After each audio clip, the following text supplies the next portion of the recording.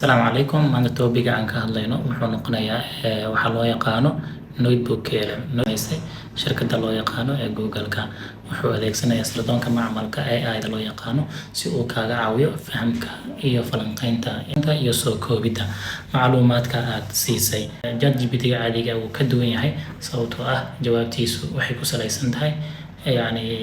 ilo ama sources siisay ayuu ku salaysan yahay. Adiga ayaa gelinayo halkii uu ka isticmaali lahaa aqoon guud ee internet sida ChatGPT-ba. Sida uu u shaqeeyo waxaa ka mid ah waxaad gelinaysaa xogtaada ama PDF-ka ayaad gelinaysaa Google Documents ama ay sheego slides-ka iyo web pages-ka ama warbixino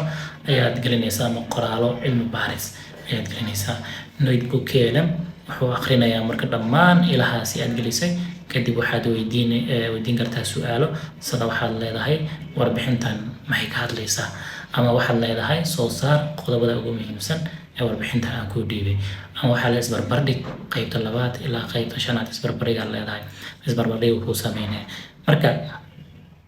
jawaab kasta oo waxay la socotaa marka tixraacyo muujinaya meesha xogta ka timid sababtoo waxaad u dhiibtay kumanaan page u dhiibtay page uu ka keenay uu ku sheegaya waxyaabaha uu qaban karo waxaa ka mid ah soo koobid degdeg ah intii kun oo page ayuu soo koobaya haddii aad siiso PDF ku kooban 2,000 oo page ama 2,000 oo book haddaad siiso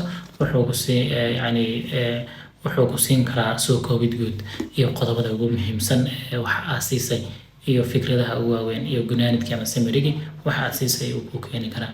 Midda kale waxa waaye waxaad ula hadli kartaa sida qof cilmi baaris ah ama cilmi baarista ah ayaad ula hadli kartaa. Tusaale waxaad siisay soo maahan warbixin aad siisay ama qoraallo badan ama dokumentiyo ayaad siisay aad u fara badan marka waxaad leedahay warbixinta miisaaniyadda intee la eg tahay hadday finance tahay su'aashaas ka weydiin uu ku keenaya.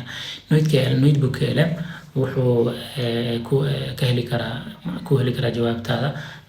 ilaha aad siisay ayuu jawaabtaada kaaga keenaya marka wuxuu abuuri karaa sida notice ayuu kaaga abuuri karaa kumanaankii page ayuu notice gaaban kaaga abuuri karaa ama qoraallo gaaban study guide ku sameyn karaa. Tusaale camal seminar camal ayaad wax ka soo qortay seminarka wixii looga hadlay meeting summary ayuu kugu soo sameyn karaa oo ku soo koobi karaa. Waxyaabaha ugu caansan oo baxalkan lagu yaqaano notebook-keeda waxa waaye audio overview waxa waaye waa mid ka mid ah awoodihiisa ugu caansan waa audio overview waxaad warbixin dheer u bedeli kartaa dood cod ama oo u eg laba qof oo podcast sameynaya ama sheekaysanaya ayuu ku sameyn karaa. Tani waxay ku sahlaysaa inaad dhageysato halkii aad akhrin lahayd boqolaal book oo ku kooban warbixin ayaad waxa waaye waad dhageysan kartaa maqal ayaad u bedelan kartaa. Keelem hadda wuxuu helayaa awood cusub ayuu helayaa oo bishii hadda lasoo dhaafay in lagu soo daray umaleynaya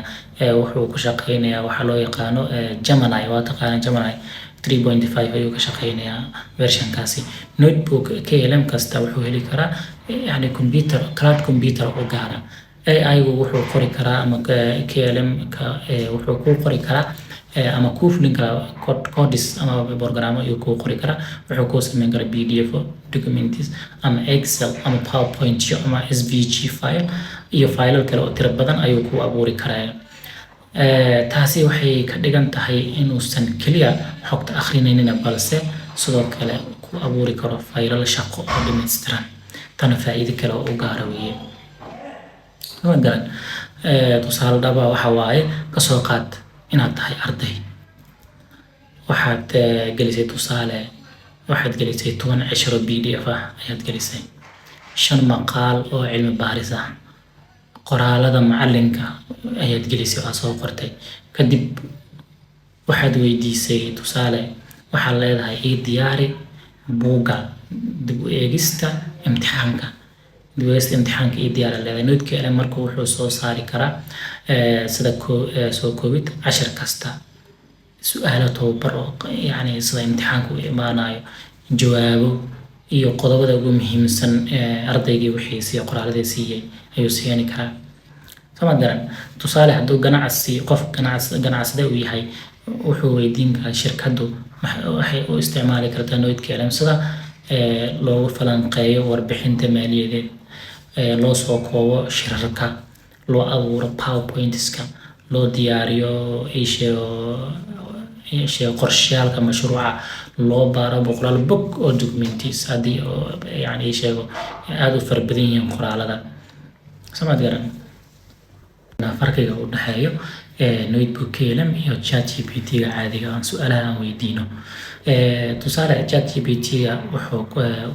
ka shaqeynayaa aqoon guud ama xogta aad siiso. Notebook KLM wuxuu si gaar ah u takhasusay in aad geliso, wuxuu si joogto ah ugu soo xigtaa meelaha xogtu ka timid. Sidaas daraadeed, haddii aad la shaqeynayso ama ka shaqeynayso documentyo fara badan oo PDF ah, buugaag, warbixino ama documentyo badan, Notebook KLM wuxuu noqon karaa mid ka mid ah qalabka AI-da ee ugu awoodda badan ee maanta jirta. Intaas ayaan kusoo koobay warbixintii Notebook KLM. aad u mahadsantihiin. Wassalaamu calaykum warahmatullahi wabarakaatuh.